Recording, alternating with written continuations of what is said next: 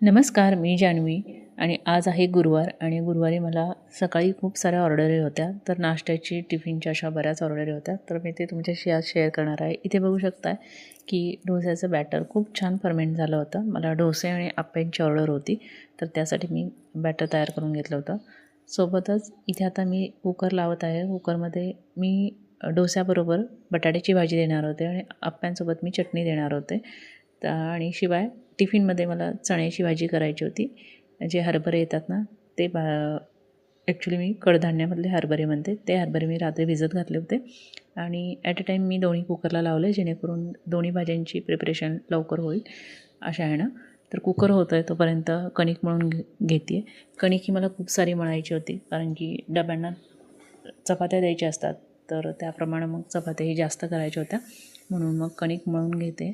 तर कणिक मळून झाली की लगेचच मग कांदा टोमॅटो चिरून घेणार होते. मला ॲक्च्युली आज गुरुवारी मिस्टरांनाही लवकर जायचं होतं, त्यामुळं त्यांनाही मला टिफिन द्यायचा होता आणि सोबत नाश्ताही द्यायचा होता. त्यांनी मला नाश्ता नको म्हणून सांगितलं होतं, कारण ऑफिसमध्ये पण नाश्ता असतो, मग कधी कधी करतात ते, पण त्यांना म्हटलं नको, मी करते आहे. तर त्यांना ऑनियन उत्तप्पा आवडतो आणि बॅटर तयार होतं, म्हटलं झटपट तेही होऊन जाईल, म्हणून मग त्यांना सांगितलं की तुम्ही आवरा, तोपर्यंत मी तुम्हाला नाश्ताही देते. तर इकडे बघू शकता, भाजी ऑलमोस्ट तयार झाली होती.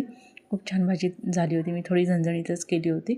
तर काही मला टिफिनलाही भाजी द्यायची होती आणि मिस्टरांनाही द्यायची होती आणि काही ऑर्डरमध्येही द्यायची होती भाजी. ॲक्च्युली ऑर्डरमध्ये अजून एक भाजी करायची होती, तर ती भाजी मी थोडी लेट करणार होते. तर इकडे भाजी झाली, लगेचच मी चहा ठेवला आणि सोबतच चपाती करून घेतली आणि चपाती परतण्याच्या अगोदर मी उत्तापा करून घेतला, जेणेकरून उत्तापा त्यांचा खाऊन होतो आहे तोपर्यंत मग माझ्या टिफिनच्याही चपात्या झाल्या असता असा अंदाज घेऊनच मग मी ते सगळं अरेंज केलं.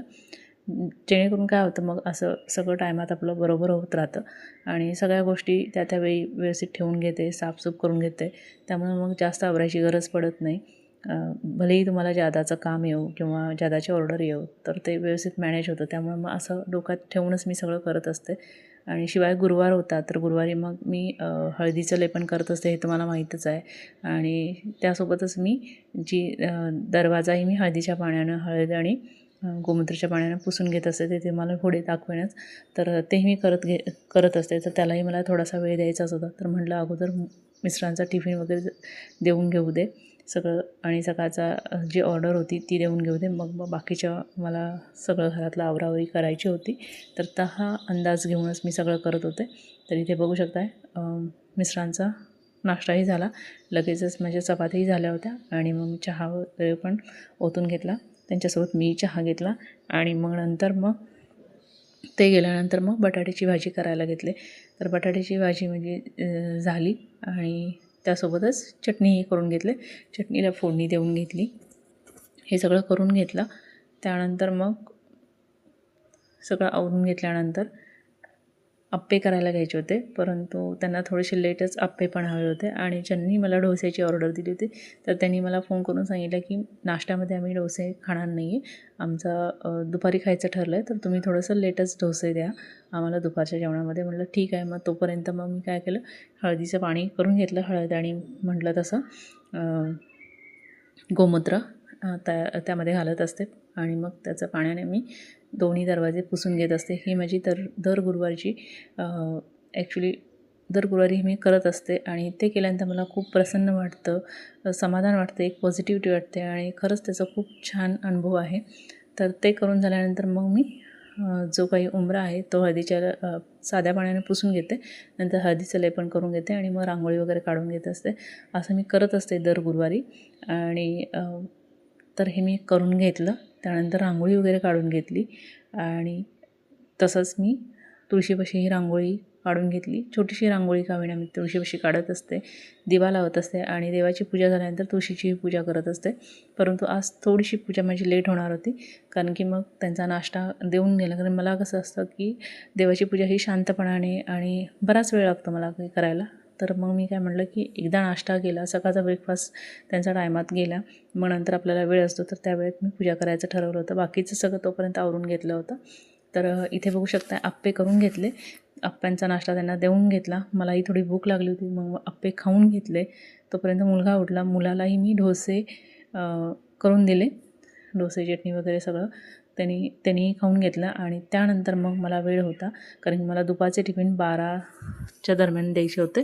आणि त्या टिफिनमध्ये मग मला फक्त वरण आणि चपात्याच करायच्या होत्या, कारण भाजी ऑलरेडी माझी तयार झाली होती एक. तर म्हटलं ते टिफिन मी देऊ शकणार होते आरामात. तर मग म्हटलं पूजेला वेळ होता, तर मग छानपैकी बसून पूजा करून घेतली. पूजा छान झाल्यानंतर मनसोक्त व्यवस्थित पूजा झाली मग मला समाधान मिळतं. तर ती पूजा करून घेतली. आणि मग नंतर मग मी जे टिफिन होते दुपारचे ते करून घेतले. त्यानंतर डोसे होते. डोस्याचा टिफिन म्हटलं होतं, तसं ते 12:30-1च्या दरम्यान त्यांना ते टिफिन देऊन घेतले. त्यानंतर मला 1:30 वाजता, ॲक्च्युली 1:30-2च्या दरम्यान मला सांगितलं होतं, ज्यांची सकाळची अप्प्यांची ऑर्डर होती त्यांचेच टिफिन होते. आणि त्यांचे जवळजवळ 3 टिफिन होते आणि एक्स्ट्राच्या पोळ्याही होत्या, तर त्याही करून द्यायच्या होत्या. तर त्यासाठी एक एक्स्ट्रा भाजीही मला करायची होती. तर मी म्हटलं तसं मी त्याला भरली वांग्याची भाजी केली होती. आणि मग ते टिफिन सगळे देऊन घेतले. आणि मग त्यानंतर मग थोडासा आराम, बाकीची घरातली काही कामं आहेत ती सगळी करून झाली होती. आराम केला.